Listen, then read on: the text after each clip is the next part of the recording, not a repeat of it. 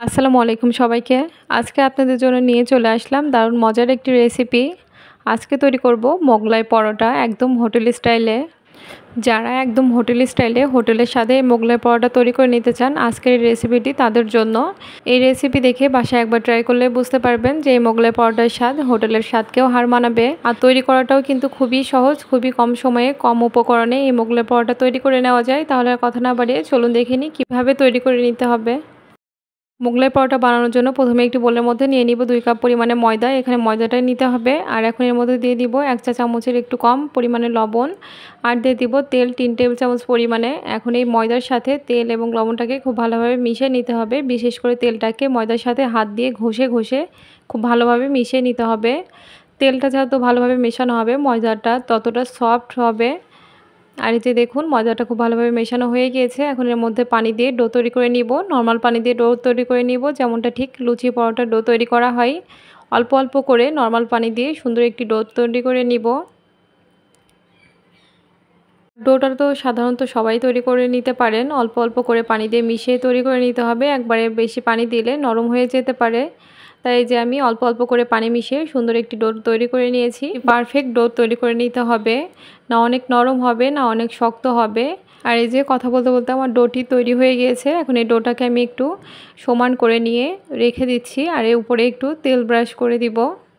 তার জন্য দিয়ে নিচ্ছি অল্প পরিমাণে তেল। এখন উপর থেকে তেলটাকে হাত দিয়ে একটু মেখে দিব। তেলটা মেখে দেওয়ার পরে কমপক্ষে 10 মিনিটের জন্য রেস্টে রেখে দিব। আপনাদের হাতে যদি সময়টা বেশি থাকে তাহলে আপনারা আরও একটু বেশি সময় ধরে রেস্টে রেখে দিতে পারেন, এতে করে ডোটা আরও সফট হবে। আর এখন মোগলের ভেতরে ডিমের পুরটা তৈরি করে নিব। তার জন্য যে নিয়ে নিচ্ছি 2টি ডিম। আজকে আমি 2টি ডিমের মোগলাই তৈরি করে নিব। এখন ডিমের মধ্যে দিয়ে দিচ্ছি স্বাদমতো লবণ। আর দিয়ে দিব গোলমরিচের গুঁড়া। আর সাথে দিয়ে দিব মাংসের মশলা। এখানে আমি মাংসের মশলা ব্যবহার করেছি, আপনারা যে কোনো মাংসের মশলা ব্যবহার করতে পারেন। আর দিয়েছি গরম মশলা গুঁড়া। এই দুটো জিনিস অবশ্যই দেওয়ার চেষ্টা করবেন, সামান্য পরিমাণে দিতে হবে, অনেক বেশি দেওয়া যাবে না। আর এই পর্যায়ে কিন্তু আমি মরিচ পেঁয়াজগুলো ব্যবহার করব না। ডিমের মধ্যে যদি এই পর্যায়ে মরিচ পেঁয়াজ ব্যবহার করা যায় তাহলে ডিমটা পেঁয়াজ থেকে পানি বেরিয়ে ডিমটা অনেক পাতলা হয়ে যায়। সেখানে ডিমটাকে খুব ভালোভাবে ফেটিয়ে নিয়ে একটি সাইডে রেখে দিব। আর এই যে কিছুক্ষণ রেস্টে রাখার পর আমার ময়দাটাও অনেক সফট হয়ে গিয়েছে। এখন ময়দাটাকে আরও কিছুক্ষণ মথে নিব, তার জন্য একটু বড় জায়গায় নিয়ে নিয়েছি। এখন এই ময়দাটাকে আরও কয়েক মিনিট ভালো করে মথে নিব। ভালোভাবে মথে নেওয়ার পরে ময়দাটাকে 2 অংশে ভাগ করে নিব। ময়দাটা রেস্টে রাখার পরে আর এইভাবে মথে নেওয়ার ফলে কিন্তু অনেক বেশি সফট হয়ে গিয়েছে।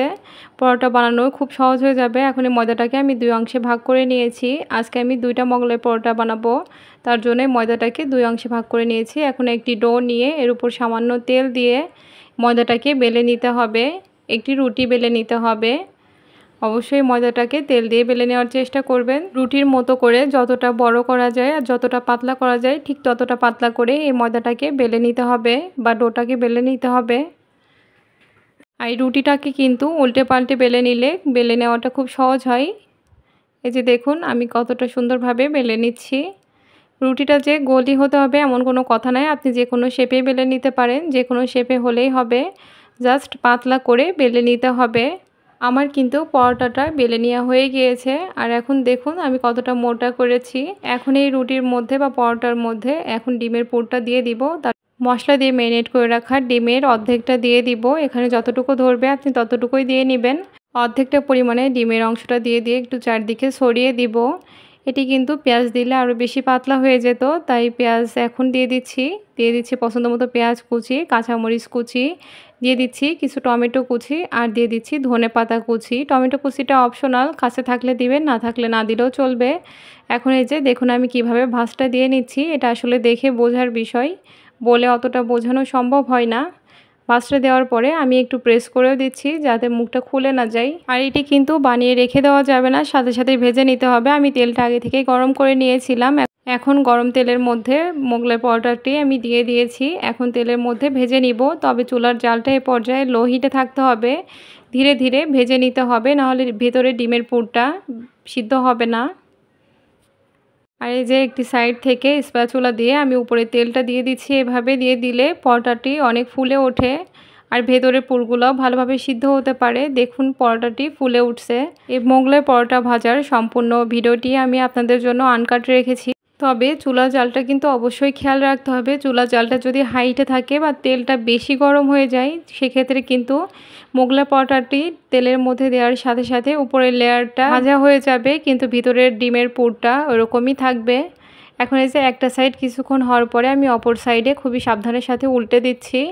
আর এ পাশ থেকেও একইভাবে আমি তেল ছিটিয়ে দিচ্ছি। এভাবে দেওয়ার ফলে কিন্তু মোগলাই পরোটাটি ধীরে ধীরে ফুলে উঠবে। ভিডিওটি দেখলেই বুঝতে পারবেন। এখন অপর সাইডেও হালকা কালার চলে আসলে অপর সাইডটা আমি উল্টে দিব। উল্টে দিয়ে আরও একবার এইভাবে দিয়ে ভেজে নিব। মোগলাই পরোটা একবারে না ভেজে এইভাবে উল্টে পাল্টে একটু ভেজে নিলে অনেক ভালোভাবে ফুলে ওঠে, ভেতরের পুরটাও ভালোভাবে সিদ্ধ হয়ে যায়। দেখুন আমার মোগলাই পরোটাটি কতটা পারফেক্টভাবে ফুলে উঠেছে। উভয় পাশে পছন্দ মতো কালার এবং ক্রিস্পি করে ভেজে উঠিয়ে নিব। আর এই পর্যায়ে কিন্তু চুলার জালটা একই আছে, বাড়ানোর চেষ্টা করবেন না। বাড়িয়ে দিলে কিন্তু পরোটাটি পুড়ে যাবে, কিন্তু ভেতরে সিদ্ধ হবে না বা কাঁচা থাকবে। আর এই যে আমার পরোটাটি দেখুন কতটা মাশাআল্লাহ পারফেক্টভাবে ভাজা হয়ে গিয়েছে। এই মোগলাই পরোটাটি দেখতে কালার যেমন হয়েছে, খেতেও কিন্তু দারুণ হয়েছিল। আর দেখুন ফুলেছে কতটা। এখন এই যে তেল ঝরিয়ে উঠে নিচ্ছি, আমি একটু টিস্যু পেপারের উপরে উঠে নিয়েছি। এখন আরও একটি মোগলাই পরোটা বানিয়ে নিব। আমি যে পরিমাণে আজকে বানিয়েছি 2টি মোগলাই পরোটা হবে। আর দ্বিতীয়টিও আমি একইভাবে বানিয়েছি, আপনাদেরকেও দেখিয়ে দিলাম। একইভাবে সব উপকরণ দিয়ে একইভাবে ভাজ দিয়ে নিয়েছি। এখন এটাকেও উঠিয়ে তেলের মধ্যে যে ভেজে নিব একইভাবে। রান্নাটা আসলে অভিজ্ঞতার বিষয়। আপনি প্রথম দিন করতে গেলে যে একদম পারফেক্ট হবে এটা কোনো কথা নয়। হতাশ হবেন না, একবার না পারলে আরেকবার চেষ্টা করে দেখবেন, ইনশাল্লাহ বানাতে বানাতে পারফেক্ট হয়ে যাবে। কেউই কিন্তু পারফেক্ট হয়ে আসে না, সবাইকে নিজের মতো করে তৈরি করে নিতে হয়। তেমনটি ঠিক রান্নাও, যত বেশি ভুল করবেন তত শিখবেন আর তত বেশি অভিজ্ঞ হবেন। আর এই যে দেখুন একইভাবে কিন্তু আমি এই মোগলাই পরোটাটিও ভেজে নিচ্ছি, আর এটিও কিন্তু দারুণভাবে ফুলে যাচ্ছে। ভালোভাবে ভেজে নেওয়ার পরে এটিও আমি উঠিয়ে দেখাচ্ছি। দেখুন আমার 2টি মোগলাই পরোটাই কিন্তু ভালোভাবে ভেজে নেওয়া হয়ে গিয়েছে। লো হিটে ভাজার ফলে কিন্তু ভেতরটাও সিদ্ধ হয়ে গেছে আর উপরটাও অনেক ক্রিস্পি আছে। এখন আপনাদেরকে কেটেও দেখাচ্ছি।